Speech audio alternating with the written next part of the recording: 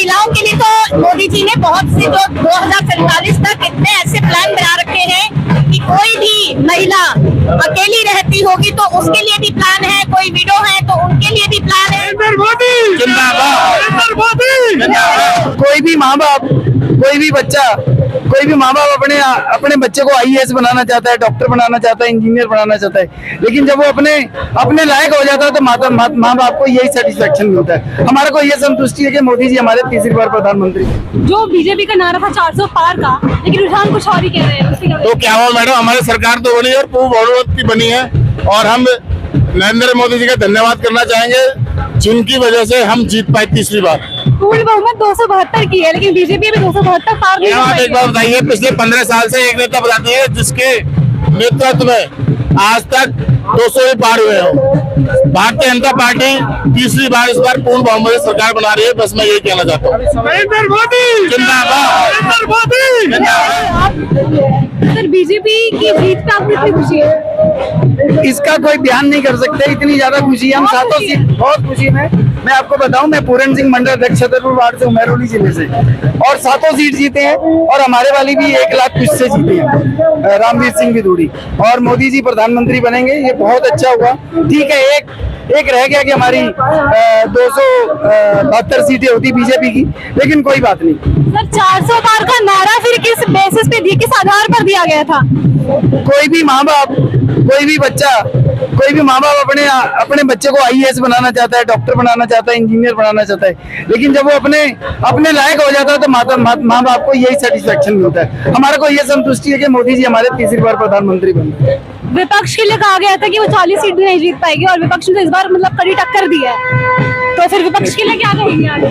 देखिए, विपक्ष ने भी जो सोरोस ने उसकी रणनीतियां, क्योंकि इनकी राहुल गांधी का दिमाग अपना नहीं है, केजरीवाल का दिमाग अपना नहीं है।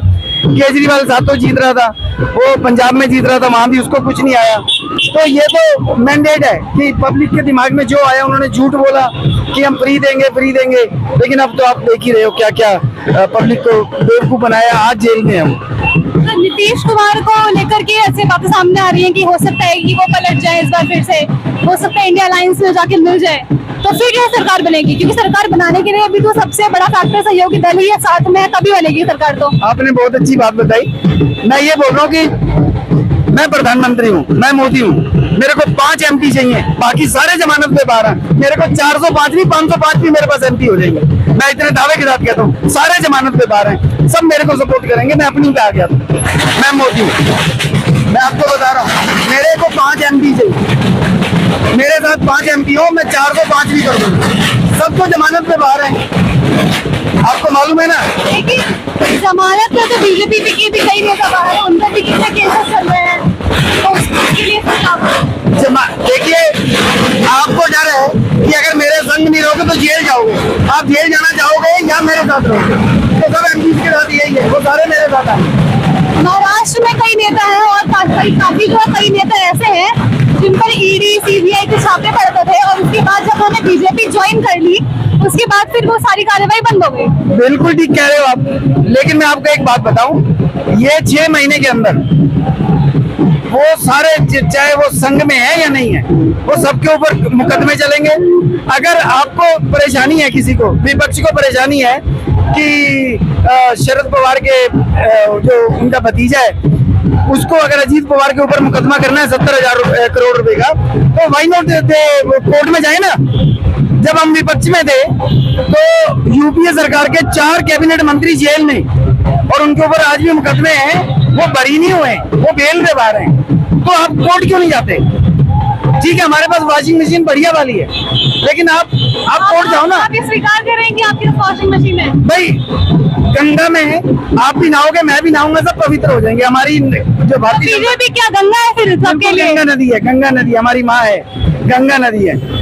क्योंकि सिर्फ बीजेपी वाले ही भारत माता की जय बोलते हैं, कोई कांग्रेसी नहीं बोलता, कोई आपिया नहीं बोलता, कोई साथिया नहीं बोलता, कोई टोंटी चोर नहीं बोलता, कोई चारा चोर नहीं बोलता, कोई जय श्री राम नहीं बोलता, कोई भारत माता की जय नहीं बोलता, सिर्फ भारतीय जनता पार्टी वाले बोलते हैं। तो भारत माता सिर्फ बीजेपी वालों की है, तो ये भी गंगा की तरह से माँ है बीजेपी। अमेठी से स्मृति ईरानी का बिल्कुल दिख रहा है कि वो हारने वाली है, अमेठी में तुमने बहुत खुली चुनौती दी थी कि राहुल गांधी को बुला लीजिए, आप चाहे किसी को भी बुला लीजिए, मैं इंटरव्यू देने के लिए तैयार हूँ।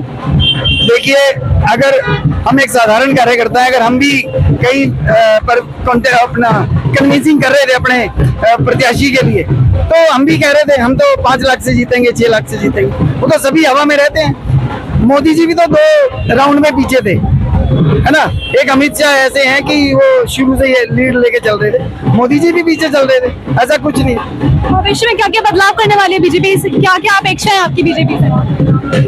देखिए, पिछले 10 सालों में जो कुछ बीजेपी ने किया, और ये तो साधारण इंसान को भी पता है कि क्या क्या चेंजेस हुए हैं। मैं आपको एक छोटा सा उदाहरण देता हूँ। मेरी 88 में शादी हुई अबोर में। मेरे को 11 घंटे लगते थे एक साइड में जाने के, यानी एक दिन आने का, एक दिन जाने का, एक दिन प्रोग्राम का।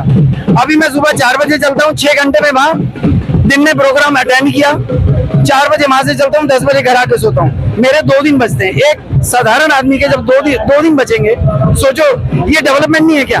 फॉरेन कंट्रीज में ऐसा होता था, I was in Iraq 80s में, तो वहां पर 450 किलोमीटर बगदाद मुसुल से था हमारा शहर जो था, सेम डे आ जाते थे। तो एक दिन मैंने एक ड्राइवर को डांटा कि इतनी दूर से आए हो, जब तुम्हारे को 2 दिन मिलते हैं, डीए भी मिलेगा, डीए भी मिलेगा। आज मेरे को लगता है कि हम अमृतसर या अबोर, गंगानगर या लखनऊ से सेम डे वापिस आ जाते हैं। Earlier it was not possible.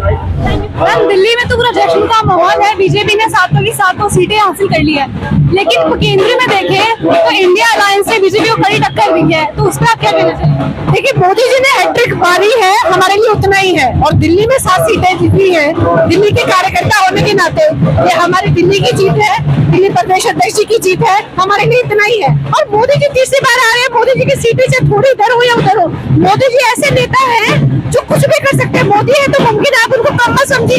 सीटों में 19-20 हो सकता है, जनता है, जनार्दन है, तो कुछ भी हो सकता है, लेकिन बहुत कुछ होगा, इतना मैं आपको विश्वास करती हूँ।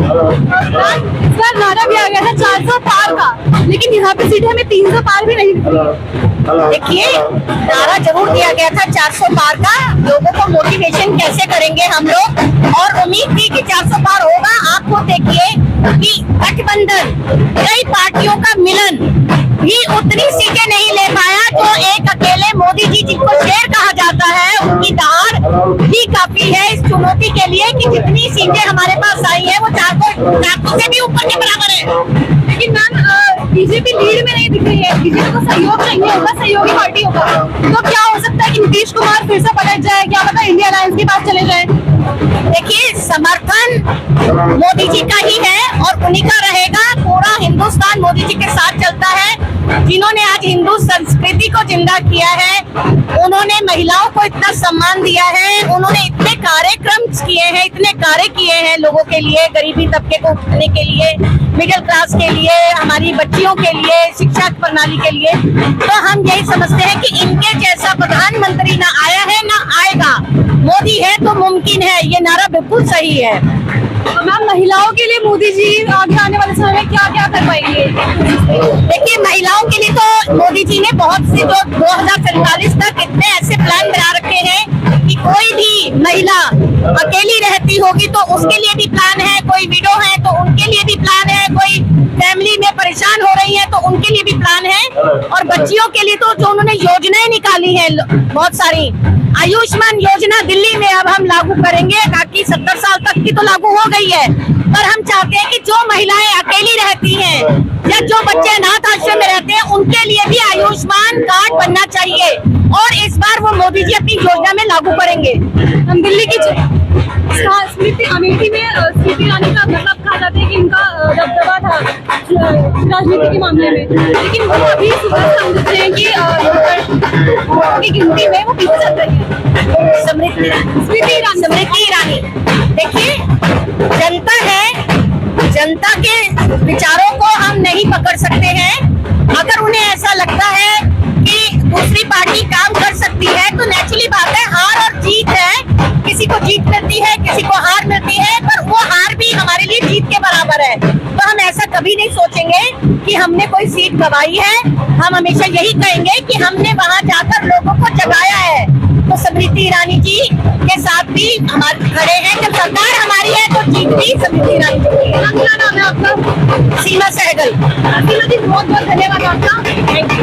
कैमरा पर्सन शुभम के साथ मैं हूँ नेहा और ये भी दिल्ली की महिला है और आगे की और खबरों के लिए बने रहिए हमारे साथ।